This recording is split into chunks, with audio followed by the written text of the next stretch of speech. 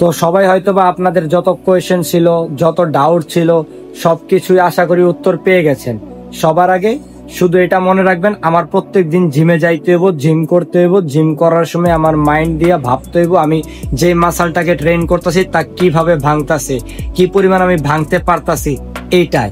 দেন আপনি ডায়েটে ফোকাস দিবেন। অনেক বেশি যদি খাবার কারো কাছে নাও থাকে, অল্প কিছু খায়া ঘুমাইবেন, আপাতত ঘুমাইবেন 3 মাস 6 মাস যে কয়েকদিন আছেন আপনারা খায়া ঘুমাইবেন। আর ঘুমটা ম্যাক্সিমাম 8 ঘন্টা কমপ্লিট করার চেষ্টা করবেন। 8 ঘন্টা ঘুমাইলে আপনার বডিও যেমন রিকভার হইব, তেমন আপনার স্কিনও অনেক গ্লো করব, প্লাস আপনার মাইন্ডটাও অনেক ফ্রেশ থাকবো। নেক্সট ডেতে আপনি বেটার একটা বডি নিয়ে, বেটার একটা কন্ডিশনের সাথে যায় আবারও সুন্দরভাবে বডি পার্টগুলো আপনি ভাঙতে পারবেন।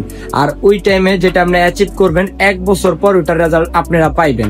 প্রথম অবস্থায় কি হয়, 3 মাস অনেকজন ওয়ার্কআউট করে রেজাল্ট না পাইলে জায়গা, 6 মাস ওয়ার্কআউট করে রেজাল্ট না পাইলে জায়গা। এটা লাইফ লং, লাইফ টাইম এটা করতে হয়, ঠিক আছে? মৃত্যুর আগ পর্যন্ত আপনি প্রত্যেক দিন আসবেন, মারবেন মারবেন মারবেন, ইনশাল্লাহ 1 বছর পরে আপনি আপনার রেজাল্ট পাইবেন। আর যখন 1 বছর আগের আপনার পিকচার বা ভিডিও আপনি দেখবেন, তখন দেখবেন ওই টাইমে আর এই টাইমে কত তফাৎ।